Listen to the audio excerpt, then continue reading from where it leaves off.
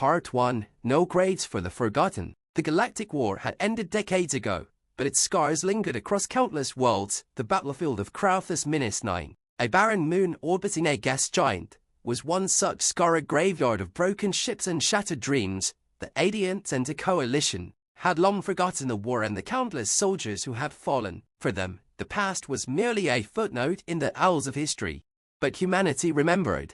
Captain Elise Morgan stepped off the landing ramp of the Resolute, her boots sinking into the dusty soil of Crowthus-9. She was accompanied by her crew and a platoon of robotic exhumation units. Their mission: recover the remains of the humans who had perished during the war. The rest of the galaxy scoffed at such endeavors, calling them a waste of resources, but to humans, leaving their dead unburied was unthinkable. "Why do you care so much?" sneered a Center liaison named Rovek, his segmented limbs clicking as he followed Elise through the ruins. "They're gone. Their energy has returned to the cosmos. What purpose does this serve?" Elise paused, turning to face him. Her voice was steady, but her eyes burned with conviction. "We don't leave our own behind, not in life, not in death. Every name, every life, deserves to be honored. That's what makes us human." As the robots unearthed the remains of fallen soldiers, Elise's team recorded their names and stories. Each skeleton, each fragment of armor, was a testament to the sacrifices made. The Center liaison, initially dismissive, grew quiet as he observed the solemn rituals. By the end of the operation, even he couldn't deny the gravity of humanity's commitment to remembrance. Part 2. The humans did what with a giant gun? Months later, the galaxy was thrown into chaos. An ancient war machine, the Eclipse Cannon, had been discovered in orbit around a dying star. The weapon was a remnant of a long-extinct civilization, capable of obliterating entire solar systems. The Zenta Coalition and other galactic powers argued over its fate, each faction vying for control. Humanity, however, had another idea. Aboard the human flagship Unity, Admiral Rhea Clark addressed the Council of Alien Delegates. "The Eclipse Cannon is a threat to everyone. We propose dismantling it and repurposing its core to generate energy for the star systems on the brink of collapse." The suggestion was met with incredulous laughter. "You would turn a weapon of mass destruction into a power generator," scoffed a Drexorian warlord. "Precisely," Rhea replied. "Why waste it on fear when it could fuel hope?" Despite skepticism, the humans went ahead. Engineers from Earth and its colonies worked tirelessly to reconfigure the cannon. The transformation wasn't easy. Alien sabotage attempts and political interference slowed progress, but humanity persevered. In a monumental feat of ingenuity, the Eclipse Cannon was reborn as the Eclipse Beacon, a colossal energy transmitter capable of reigniting dying stars. When the Eclipse Beacon flared to life, sending streams of revitalizing energy to struggling systems, the galaxy stood in awe. Once again, humans had defied expectations, turning destruction into creation. Epilogue. In the years that followed, humanity's actions reshaped interstellar perspectives. On Crowthus-9, a monument stood, honoring the dead of all species nearby. The Eclipse Beacon, shown as a beacon of hope, proved that humanity's greatest strength lay not just in their resilience, but in their ability to care deeply for their own and for the galaxy. The Center liaison, Rolvek, now an advocate for interspecies cooperation, summed it up best: humanity doesn't just survive. They remember, they rebuild, and sometimes they inspire the rest of us to do the same. The success of the Eclipse Beacon and the recovery mission on Crowthus-9 earned humanity both admiration and resentment. Some saw them as noble visionaries, others viewed them as dangerously sentimental, but not everyone appreciated their actions, particularly factions who thrived on power imbalances in the galaxy.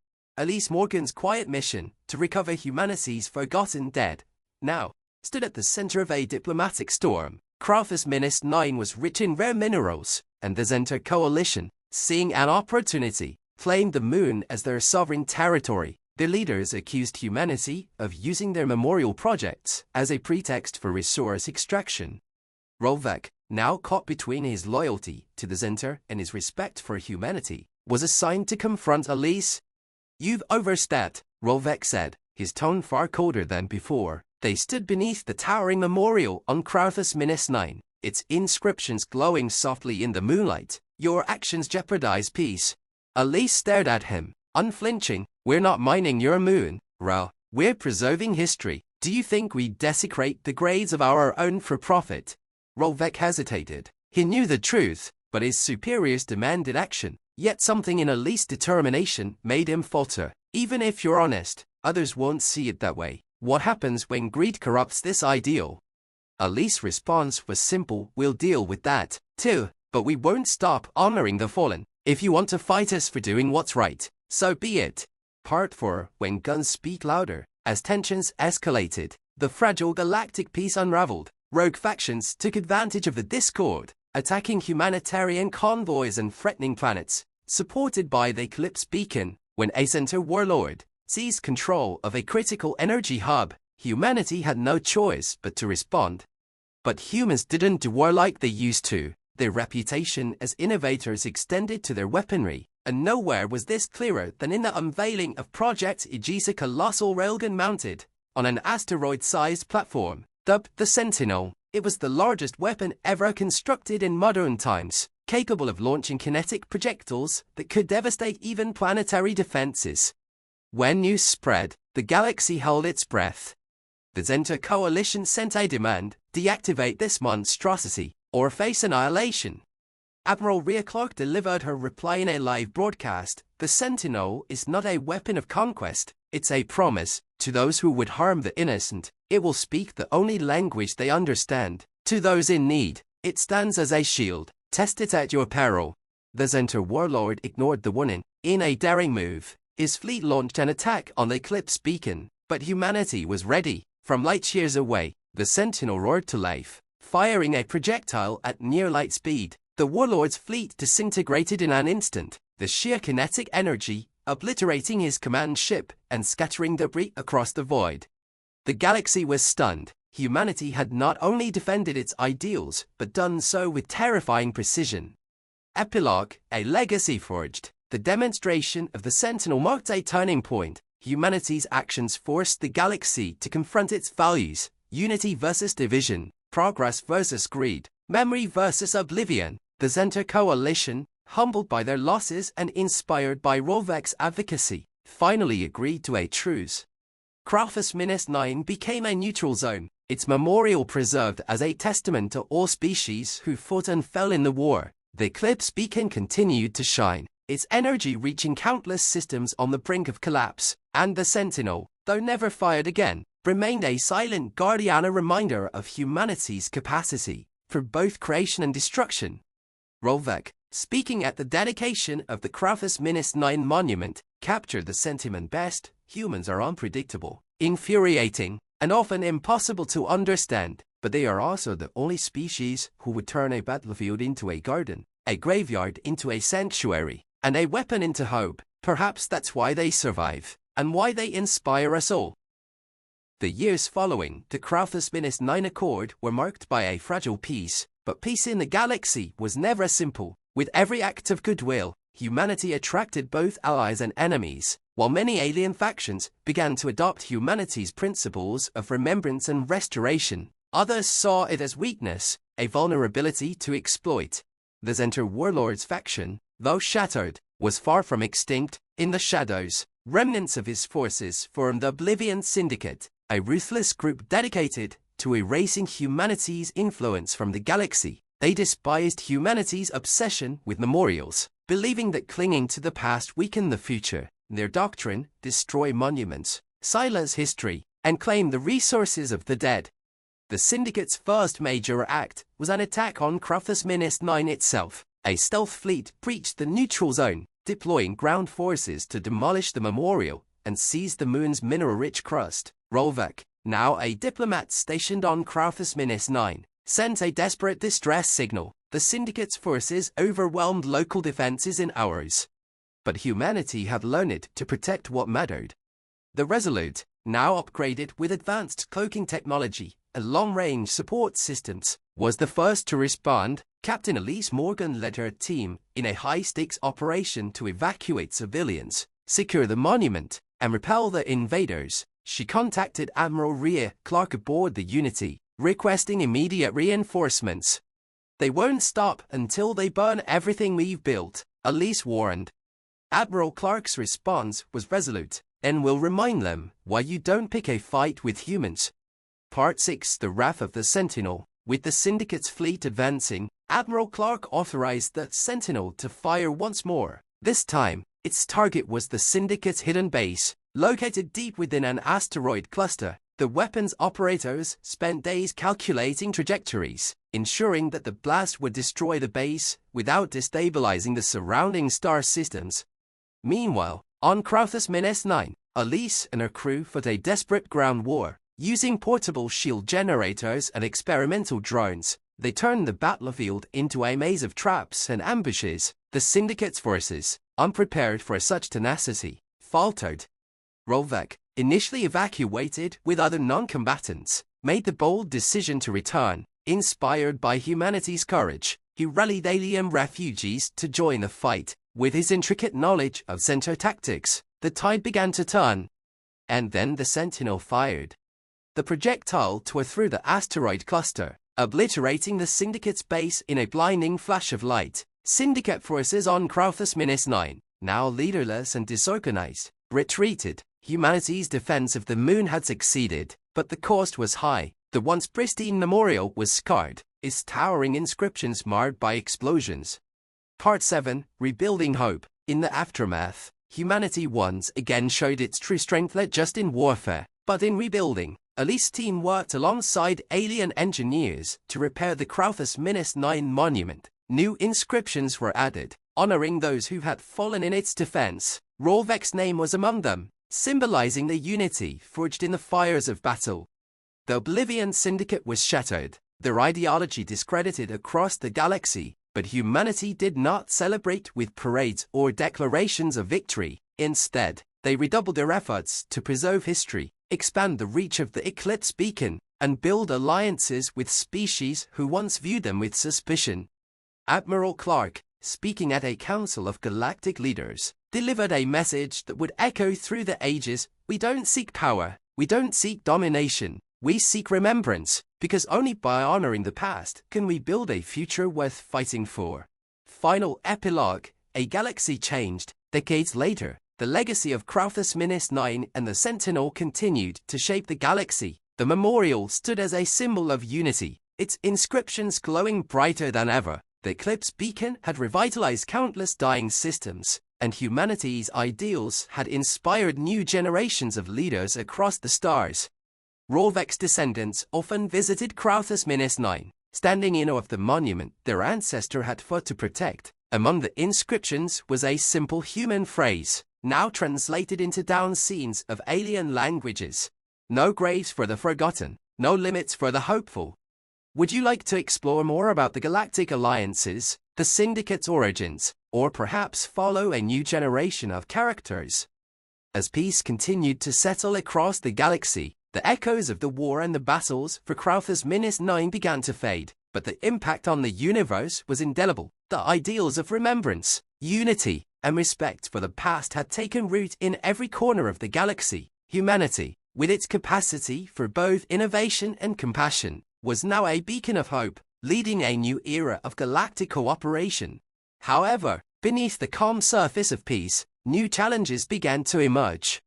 In the farthest reaches of the galaxy, unexplored space stirred with activity. Ancient signals began to reach deep space scanners, originating from a region previously believed to be empty. The signals, though fragmented, carried a message: the Forgotten Ones are awakening. Admiral Rhea Clark, now a respected elder stateswoman, had long since passed on command of the Unity to the next generation. Her daughter, Captain Arya Clark, had taken on the mantle of leadership. The young captain, known for her sharp intellect and diplomatic skills, found herself at the forefront of this new mystery. She'd heard the stories of the war, of the Eclipse Beacon, of the monument on Crowthus-9, and she understood that humanity's legacy wasn't just about protecting the living, but also about confronting the things the galaxy had left behind. Mom always said the past can be a double-edged sword, Arya muttered, gazing at the stars from her command chair aboard the Unity. But this is different. These signal something's coming. Part 9, The Forgotten Ones. Arya assembled an elite team of explorers, scientists, and military advisors. Their mission was to track the source of the mysterious signals, which had begun to increase in frequency, as if something or someone new was trying to make contact.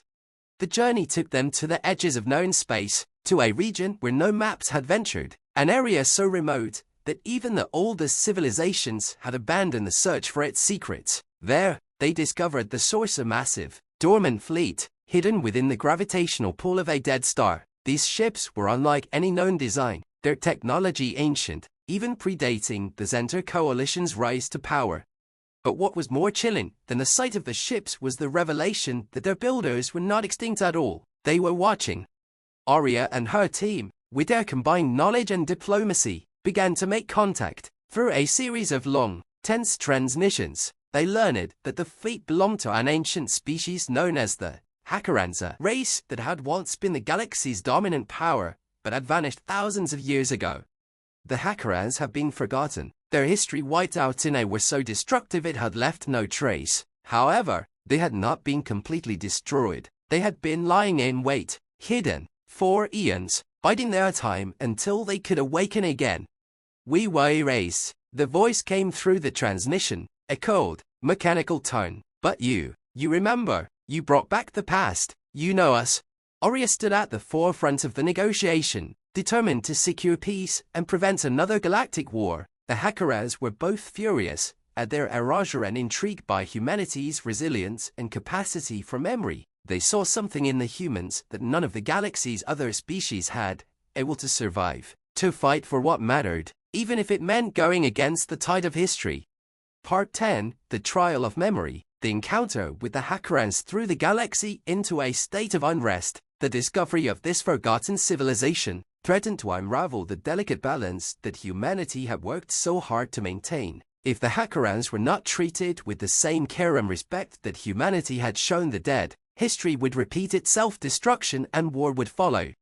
A galactic summit was called to address the growing tensions. The leaders of the Zenta Coalition, the Drexorians, and many others gathered to discuss the fate of the Hakarans, who had now declared their intentions to reclaim their place in the galaxy. Humanity's representatives, including Captain Arya Clark and Rolvek, who had become a respected figure among the galaxy's peacekeepers, argued for a peaceful resolution. They believed the Hakarans, having suffered the loss of their history, could learn from humanity's example, learning not to erase the past, but to embrace it. History is a mirror, Rolvek said during the summit. It shows us who we were, and who we must not become again. The Hakarans have the potential to be a powerful force for good, but only if they choose to remember. But the situation was dire. Some factions, especially those who had suffered from the Hakarans' ancient conquests, demanded retaliation. "I don't care about their past," yelled a Drexorian representative. "The Hakarans tried to wipe us from the stars. Why should we trust them now?" The summit reached a tense impasse. As the discussions spiraled toward conflict, it was Arya who stood and made the final statement. "The past is a part of us, whether we like it or not. It's not just about the lives that were lost, it's about the choices we make. The Hakarans may have been forgotten, but they are here now. The question is, can we forget how to forgive?" Final part, A New Beginning. Arya's words struck a chord. The galactic leaders began to recognize that humanity had shown them all something essential, that even in the darkest moments of history, the capacity to forgive and rebuild was what truly defined the future. The Hakarans, under the guidance of humanity's examples, agreed to share their knowledge with the galaxy, but not to dominate. They chose to preserve their history in collaboration with others, allowing their civilization to be remembered as it truly wasn't as conquerors, but as survivors. They agreed to work alongside the other species to ensure that the mistakes of the past would never be repeated. Humanity's legacy, now more than ever, was a guiding light across the stars. The eclipse beacon continued to shine, and the memorial on Crowthus -9 stood as a symbol that no matter how forgotten the past became, some truths were worth fighting for. The galaxy had come to understand what humanity had always known: no graves for the forgotten, and perhaps, in time, they would all learn to remember together. Would you like further development on any of the characters or factions, or explore the next steps in this newly united galaxy? The peace that had followed the Hakarans' re-entry into galactic society was fragile. But it held. Humanity had shown that even the oldest wounds could heal, and that history, no matter how painful, could become a guide for the future. The eclipse beacon continued to pulse with energy, not just reviving dying stars, but symbolizing the rebirth of a new era. Yet, even in peace, new challenges began to surface, not from the forgotten civilizations, but from within the galaxy itself. As the Hakarans reintegrated into galactic life, they brought with them advanced technologies and knowledge of the ancient ways of the stars. Their expertise in quantum manipulation and long-lost technologies offered new opportunities and new risks. Some species, wary of this newfound power, feared that the Hakarans' presence might tilt the balance of power once again. It was in this moment that a new figure emerged from the shadows of the past, a character once thought lost forever. Part 12, The Return of the Forgotten. Lorien, a former captain of the now-defunct Oblivion Syndicate, had vanished after the defeat of his warlord master, thought to be dead or a casualty of the Syndicate's dissolution. Lorien reappeared as a ghost. His mission was clear, to reclaim what the Syndicate had once sought: galaxy's power and control. But unlike the blind rage that had fueled his past ambitions, Lorien now came with a more subtle aim: the total destruction of the Eclipse Beacon. Lorien's plan was simply seize the Eclipse Beacon's power core, destabilize the entire system, and fracture the fragile alliances humanity had worked so hard to create. He believed that the galaxy would never truly know peace until the power of memory of humanity's strength was erased. The Eclipse Beacon, as a symbol of hope and unity, needed to fall, and so Lorien began recruiting, calling on disenfranchised factions who still clung to their ancient grudges and discontent with the peace humans had brokered. Part 13, The First Spark of Rebellion. The first sign of Lorien's growing movement came when several smaller star systems, previously allies of humanity, went dark. Communications from these systems fell silent, and ships that had once patrolled for peace were reported missing. Fear spread quickly had the Syndicate reformed. Captain Arya Clark and her fleet moved to investigate, arriving in the Helios Expanse, a border system known for its resource-rich asteroids. It was there they encountered Lorien's forces, ships painted black, with the unmistakable insignia of the Syndicate re-emerging. Admiral Clark, Lorien's voice came through the comm, soothed and almost mocking. Did you truly think humanity's legacy could withstand the test of time? I'm here to end the charade. Arya's hands tightened on the command console. Lorien, you've learned nothing from the past. You want to tear down what we've built, but what you don't understand is, the galaxy has changed, and you're going to find that tearing it down is harder than you think. Perhaps, Lorien replied, but you're the one who doesn't understand. You built this empire, Captain, but it was founded on the corpses of the forgotten. It's time to stop pretending you can erase what's been lost. With that, Lorien launched his assault cruisers and warships emerging from hidden asteroid bases, all targeting the Eclipse Beacon. The battle was brutal, and for the first time in years, humanity's fleet found itself outmatched. Lorien had not only rebuilt the Syndicate, but he had also gained the backing of powerful dissident factions, those who had suffered under the weight of peace. Part 14, The Price of Memory. As the battle raged on, Arya realized that Lorien's threat was more than just a military challenge, it was an ideological war. To him, the Eclipse Beacon wasn't just a weapon or a power source, it was a symbol of humanity's dominance, and he believed that until the galaxy was free from such symbols, true freedom could never exist. Yet Arya knew that even in war, there had to be a way to preserve what had been built. As the battle over the Eclipse Beacon became a standoff, she called for a ceasefire, sending a message directly to Lorien. I'll meet you on neutral ground, Lorien, one-on-one. Arya's voice echoed through the open comm channel. The request was unusual, but Lorien, ever the strategist, accepted. On a neutral moon orbiting a dying planet, he met Arya in person, flanked by his most loyal followers. Humanity always believes it can negotiate its way out of every conflict, Lorien sneered, but there's no negotiating with me. Arya stood tall, her voice calm but filled with conviction. I don't want to fight you, Lorien. I want you to understand something. The Eclipse Beacon is not our empire, it's our hope. We don't control the galaxy, help guide it. The galaxy is its own, and so is its history. What you're trying to erase isn't just humanity's past, but the past of every species here.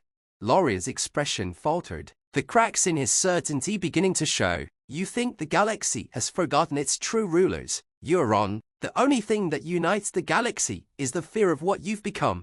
Arya stepped closer, her voice softening. Maybe it's not about fear. Maybe it's about remembering that we're all part of something bigger. Maybe the power lies in what we choose to build, not what we choose to destroy. In that moment, something shifted. Lorien, for the first time, began to question his own motives. The very ideals he had spent years trying to tear down were the ones that had brought him to this point, a standoff with the woman who had fought for the galaxy's future.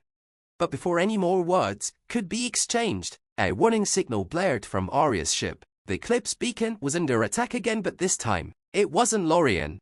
Part 15, the final test. As Lorien and Arya rushed back to their ships, they realized that an even greater threat had emerged from the shadows. A new faction, an unknown force even more deadly than the Syndicate, had taken advantage of the chaos. They were called the Null, an enigmatic group bent on erasing all traces of galactic history. Literally, they were equipped with a weapon that could erase data, memories, and entire cultures from existence.